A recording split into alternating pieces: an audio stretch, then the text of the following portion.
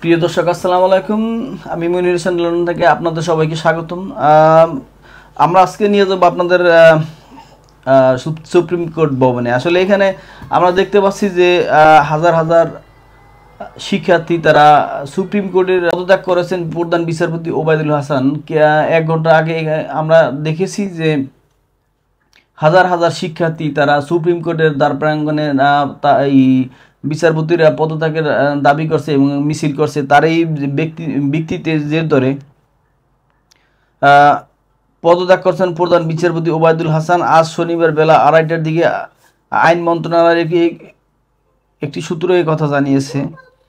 প্রধান বিচারপতি আপিল বিভাগের 7 বিচারপতির পদত্যাগ দাবিতে আজ সকাল 10:30টা থেকে সুপ্রিম কোর্টের বিভাগের বর্ধিত ভবনের সামনে বিক্ষোভ করে আন্দোলনকারীরা।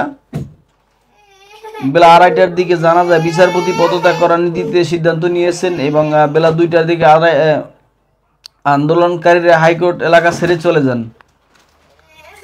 তার এই প্রেক্ষিতে প্রধান বিচারপতি আপিল বিভাগের 5 বিচারপতি আজ পদত্যাগ করতে পারেন বলে জানা গেছে। আন্দোলনকারীরা শিক্ষার্থীদের পক্ষ থেকে প্রধান বিচারপতির আইন উপদেষ্টা অধ্যাপক আসিফ নজরুল আজ দুপুরে সচিবালয়ে বলেন, গণ আন্দোলন থেকে পদত্যাগের দাবি উঠলে সেটিকে কতটুকু সম্মান প্রদর্শন করতে হয় সেটা প্রধান বিচারপতি বুঝতে পারবেন বলে প্রত্যাশা থাকবে।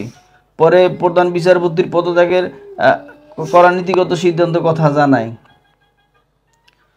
তো এখন আসলে প্রধান বিচারপতির পদত্যাগের দাবিতে সুপ্রিম কোর্ট প্রাঙ্গণে আন্দোলনকারীদের অবস্থান।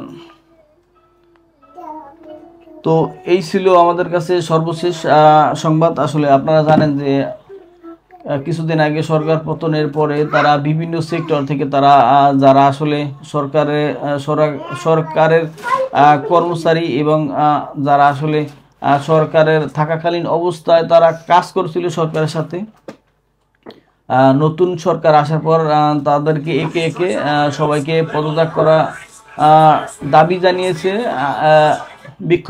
বিক্ষোভকারী শিক্ষার্থীরা। তারা আসলে চায় যে তারা এক নতুন বাংলাদেশ গড়বে। আসলে তারা তাদের নিজেদের মতো করে আসলে তারা চায় যে এটা আরো মানে বাংলাদেশকে সারা উন্নত বিশ্বের কাছে তারা পৌঁছে দিতে। তো মনির হোসেন, লন্ডন, বিডিটিভি, যুক্তরাজ্য।